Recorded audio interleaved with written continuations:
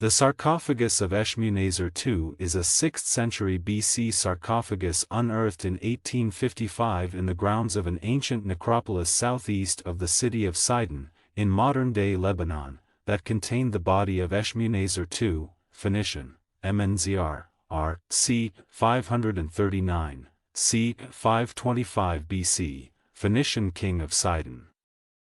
One of only 3 ancient Egyptian sarcophagi found outside Egypt, with the other 2 belonging to Eshmunazar's parents King Tabnit and Queen Amoshtart.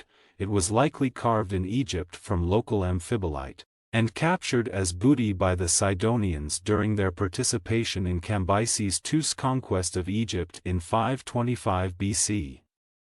The sarcophagus has 2 sets of Phoenician inscriptions, one on its lid and a partial copy of it on the sarcophagus trough, around the curvature of the head.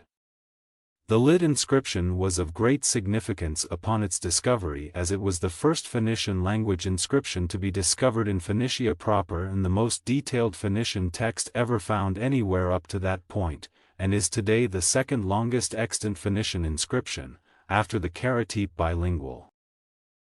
Material: amphibolite.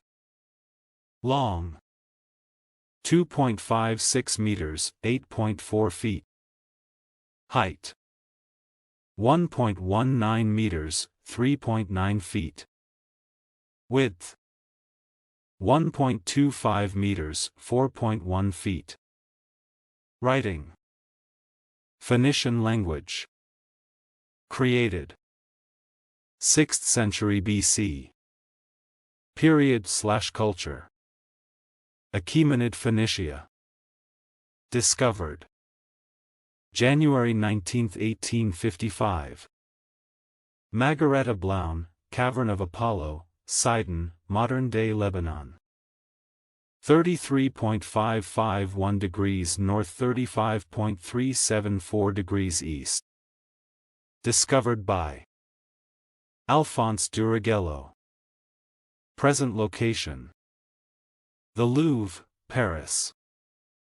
Identification: AO 4806. Language: Phoenician. Culture: Ancient Egyptian, Phoenician.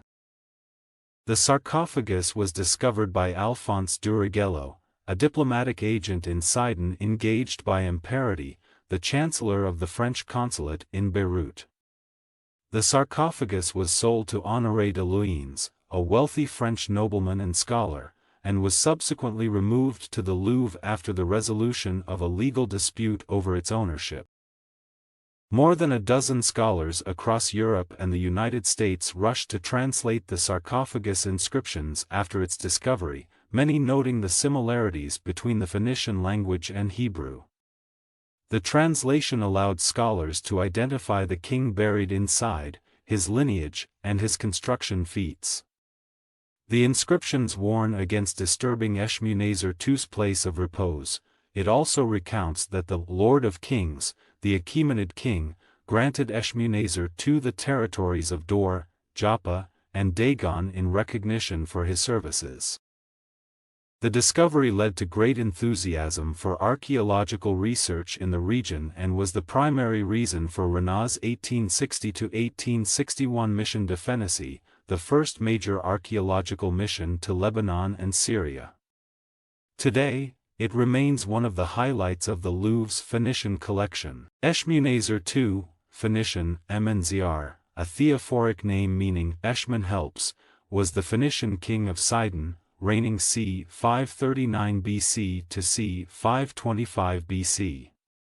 He was the grandson of King Eshmunazar I and a vassal king of the Achaemenid Empire. Eshmunazar II succeeded his father, Tabnit I, on the throne of Sidon. Tabnit I ruled briefly before his death, and his sister wife, Amoshtart, acted as an interregnum regent until the birth of Eshmunazar II. Amoshtart then ruled as Eshmunazar II's regent until he reached adulthood. Eshmunazar II, however, died prematurely at age 14 during the reign of Cambyses II of Achaemenid Persia, and was succeeded by his cousin Bodishtart. Eshmunazar II, like his mother, father and grandfather, was a priest of Astarte. Temple building and religious activities were important for the Sidonian kings to demonstrate their piety and political power. Eshmunazar II and his mother, Queen Amoshtart, constructed new temples and religious buildings dedicated to Phoenician gods such as Baal, Astarte, and Eshmun. Bone and a human jaw were found in the rubble during the sarcophagus extraction. Cornelius van Allen van Dyck, an American missionary physician, made it to the scene and made a transcript of the inscription, which was first published on February 11, 1855 in the United States Magazine. On February 20, 1855, Durigello informed Parody of the find. Durigello had taken advantage of the absence of laws governing archaeological excavation and the disposition of the finds under the Ottoman rule, and had been involved in the lucrative business of trafficking archaeological artifacts. Under the Ottomans, it sufficed to either own the land or to have the owner's permission to excavate. Any finds resulting from digs became the property of the finder.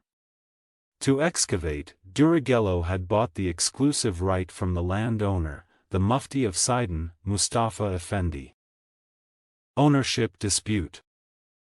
Durigello's ownership of the sarcophagus was contested by the British Vice-Consul General in Syria, Habib Abella, who claimed he had entered into agreements with the workers and the landowner to assign and sell him the rights to any discoveries.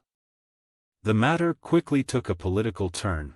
In a letter dated April 21, 1855, the director of the French National Museums, Count Emilien de Nieuwerkerk, requested the intervention of Edouard Thouvenel, the French ambassador to the Ottomans, stating that, "It is in the best interest of the museum to possess the sarcophagus as it adds a new value at a time in which we start studying with great zeal Oriental antiquities, until now unknown in most of Europe."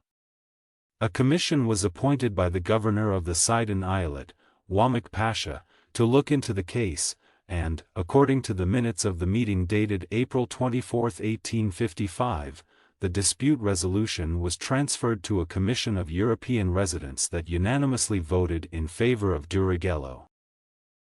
Explaining the scientific importance and historical significance of the cargo to his crew.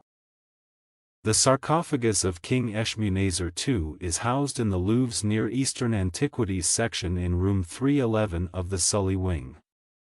It was given the museum identification number of AO4806. For the final inflections of a few words and certain expressions.